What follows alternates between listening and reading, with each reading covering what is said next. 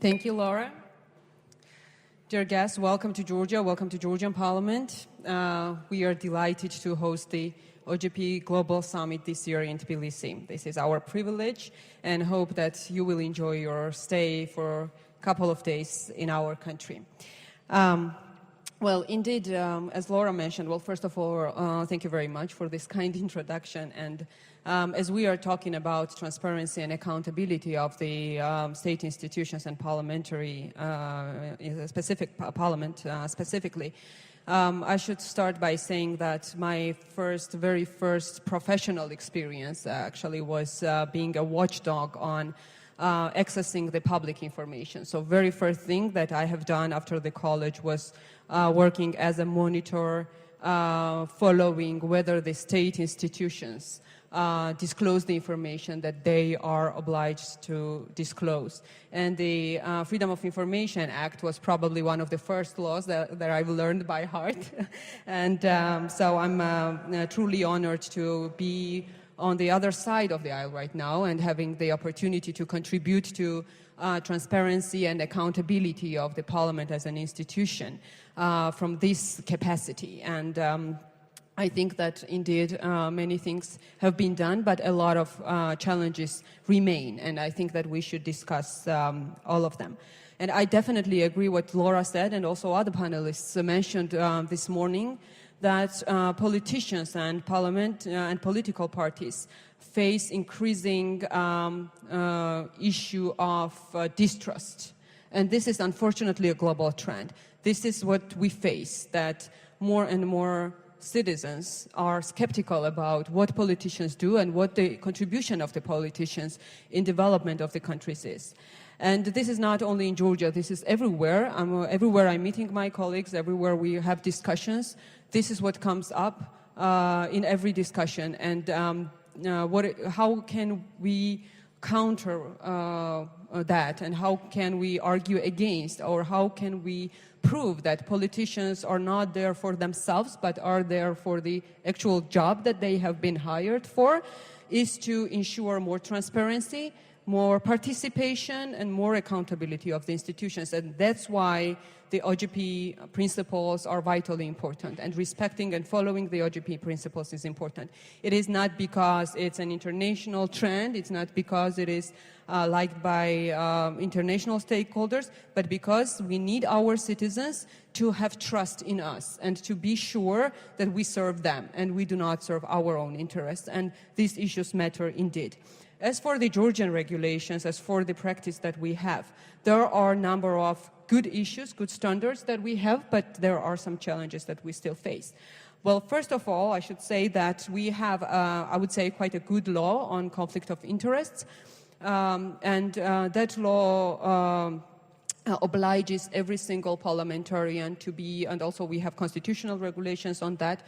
None of us have any right to serve on a board of any corporation, to have interests in, be a managing partner in any of the corporations, and while serving in the cabinet, while serving in the parliament at the same time to manage any of the companies. At the same time, there are existing regulations on restrictions on receiving gifts. And this is also prescribed in law, and this is again very regulated in details, how we, what we can accept, what we cannot accept, and these regulations are quite clear. We also have obligations to declare our income, our expenditures, any gifts, income and expenditure of our family members, any gifts that our family members have received throughout the years. And we have this obligation to declare annually, with annual declaration, and the mechanism has proven to be effective in terms of monitoring whether, and there is, and I think the NGO colleagues would agree that in last several years, especially this year, the legislation has proven to be working effectively when talking about the declaration of interest. Of course, there are regulations on transparency of public procurement, and any procurement that happens, any spending of the state budget is transparent and accessible for the society. So again, I think that there are quite solid regulations which gives to our citizens opportunity to be confident that no politicians participate in those. But there are issues that still remain to be done, and I would like to talk more about the Code of Ethics, which was mentioned by Laura. And this Parliament has spent quite some time already to develop this solid Code of Ethics for the members of Parliament. And beyond those regulations, which I already mentioned, which are already fixed in the legislation, which are already working, we need additional regulations. We need restricting ourselves even more and imposing some regulations on ourselves even more to make sure that public trust towards the Parliament as an institution is increasing. And some of the important issues are, which I want to highlight, are which we have in our draft Code of Ethics. Hopefully it will be supported by the members of the Parliament quite soon. Some of the key moments in this Code of Ethics are that every parliamentarian should be responsible, should be obliged to declare the conflict of interest in every vote if such conflict of interest exists. And that should happen every time we are voting for the piece of legislation. We should commit ourselves that there is no any conflict of interest, and if there is any, that should be visible for our population, for our citizens, and that should be declared. There should be even more strict regulations on gifts, on receiving gifts. And according to our draft Code of Ethics, the members of the Parliament are obliged to submit those gifts in the special registry that will be created in the Parliament. According to the same document, the parliamentarians have prohibition. It is prohibited for the parliamentarians to accept gifts from the lobbyists. According to the same OGP commitments, the Parliament is obliged to, will be obliged to create the special registry of the lobbyists, which will be posted on the parliamentary website, and our citizens will be able to follow and see who are the lobbyists who work with the Parliament. Even today, the information about lobbyist companies is presented to the Bureau of the Parliament. There is public, but the register, the special register, will in addition be published on our website. What is the most important is the implementation tool. How we make sure that those commitments that we make are followed. And this implementation mechanism is, in our case, will be a council of ethics composed of the parliamentarians, in our case, as we are proposing to the Parliament, co-chaired by the majority and the opposition, which is also very important because composition of these kind of councils cannot follow the exact proportion of the political representation of the political parties. But instead, we believe that this is, and this is also the international standard, that instead these councils should be created in a way that either there is equal representation of opposition and the majority, or there is a majority representation of the parliamentary opposition. And that is important to make sure that no violation of Code of Ethics remains covered. We have, I should say that we unfortunately once failed to adopt this Code of Ethics. There was already one attempt. We are going to the second round quite soon.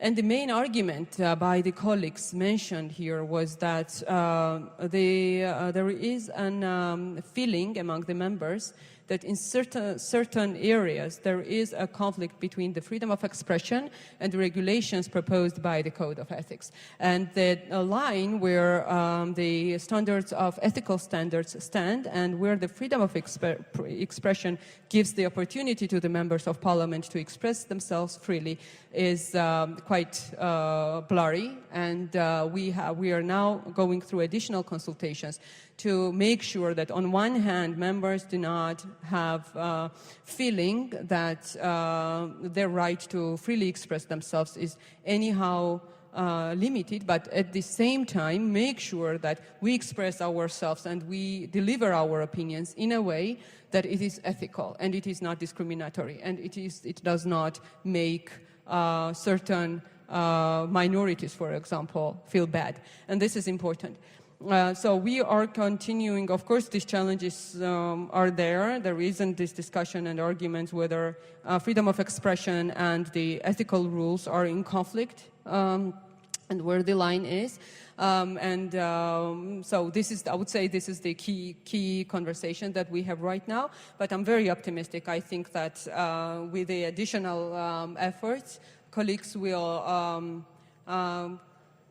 get on our side and realize the importance of making sure that public has a trust in ways parliaments operate, the members of parliament operate, and how they communicate about their parliamentary work with the society. So this is the part of the OGP commitments that still remains to be implemented, fulfilled. I think that there are significant achievements, but these are the ones where Georgian parliament still has additional work to do. And I should just use this opportunity and thank all the stakeholders, all the partner organizations who are extremely supportive, and Laura and others who are extremely supportive in our work.